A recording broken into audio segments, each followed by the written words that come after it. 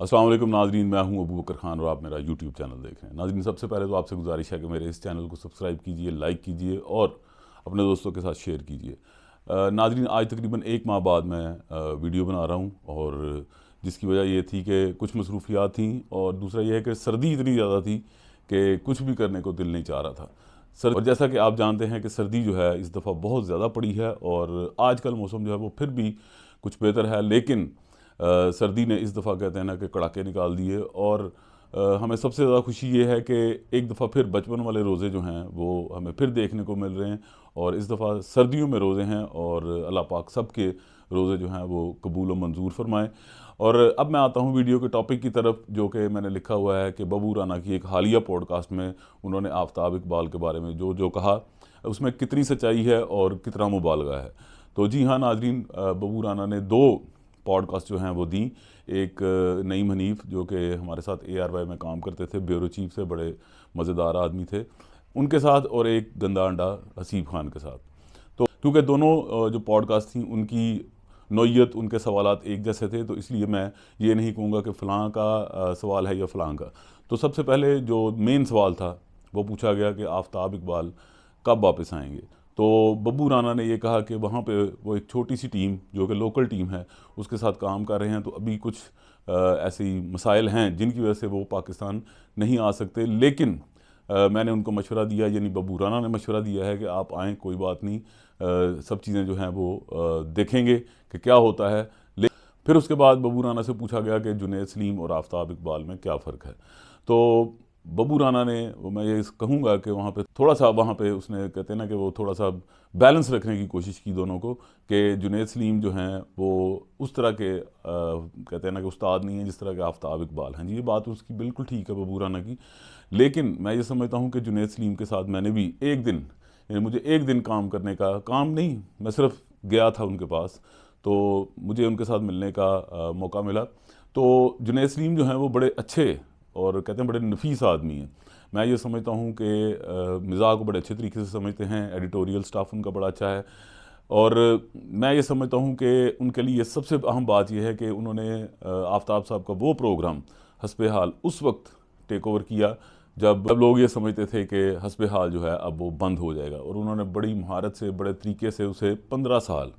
गालबन 15 साल या 13 साल उन्होंने उसे चलाया और बड़ा खूब चलाया। लेकिन मैं ये समझता हूँ कि जुनैद सलीम जो है वो देश बुक में कहते हैं ना उस तरह की ग्रिप नहीं बना पाए। तो बहरहाल बब्बू राना, जुनैद सलीम बड़े अच्छे एंकर हैं, और अगर आपको वो झाड़ते नहीं थे तो वो एक अलग बात है। और ये झाड़ने वाली बात जो है बब्बू राना ने बिल्कुल ठीक की, क्योंकि आफ्ताब साहब जो हैं वो थोड़ा सा, जब कहते हैं ना डांट पिलाते थे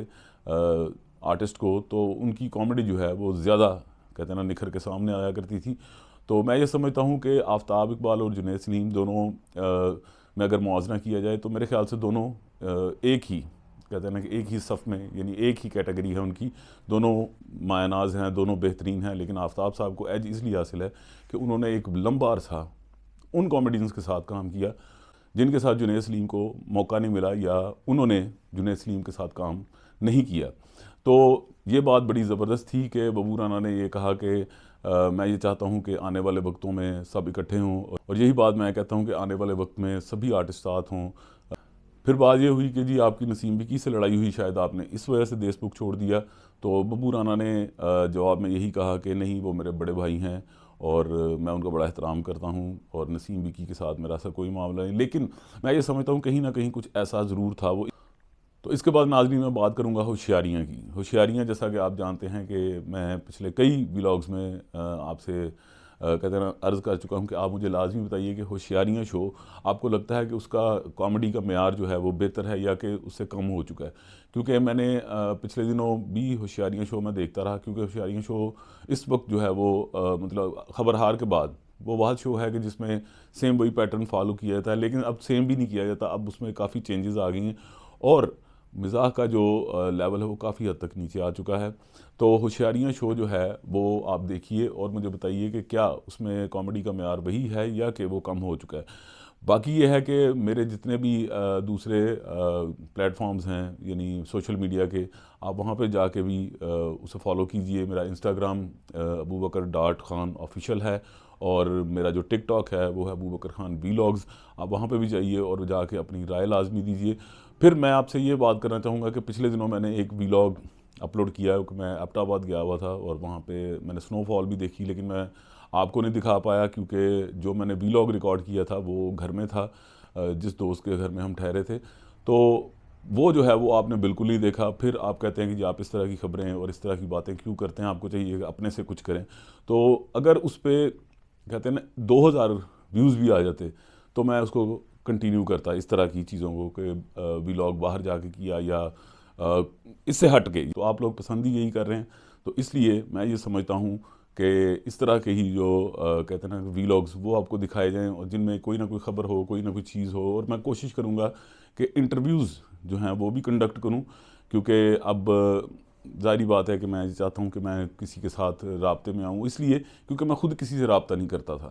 اور اب میں رابطہ کروں گا جتنے بھی ہمارے آرٹسٹ ہیں ان کے ساتھ، تو میں انشاءاللہ آپ کے ساتھ ایک اچھا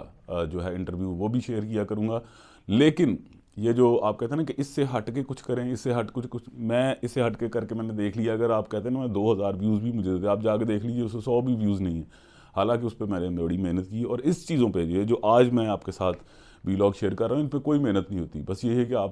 کیمرہ آن کر دیں اور آپ بولتے رہیں کہ یہ فلاں آ گیا فلاں چلا گیا، تو یہ میرے لیے تو بڑا آسان ہے، لیکن میں نے آپ کے لیے تھوڑا سا کہتے ہیں نا مشکل کام کرنے کی کوشش کی، لیکن آپ نے شاید اسے پسند نہیں کیا یا آپ کو پسند نہیں ہے، تو میں انشاءاللہ تو